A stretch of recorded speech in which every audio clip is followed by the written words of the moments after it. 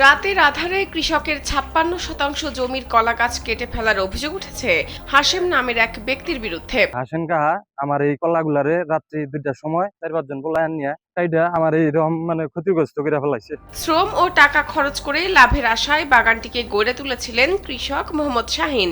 গাছগুলোতে ফল এসেছিল বলে আক্ষেপ করেন কৃষক। এতে কমপক্ষে ৭০,০০০ টাকার ক্ষতি হয়েছে বলেও দাবি করেন তিনি।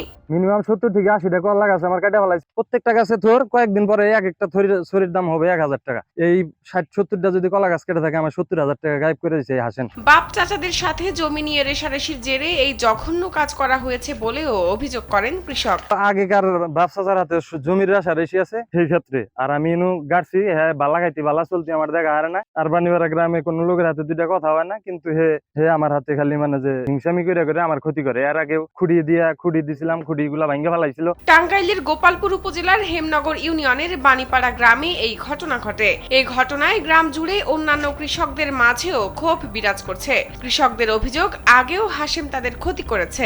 আরো এক জায়গায় যায় আঙ্গর সীমানা মধ্যে গাছ গাছছে, গাছ মাপের পরে যায় গাছ গাছছে, আমার গাছ উড়ে হেলাইছে। ইকুলেক্টার গাছ এ আমার করি এরাই করছে হাসেম।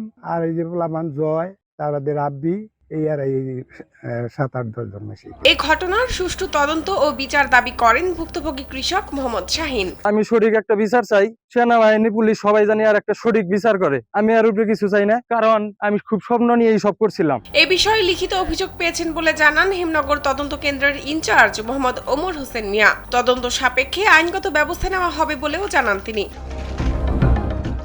শাহনাজ পারভিন, কালবেলা।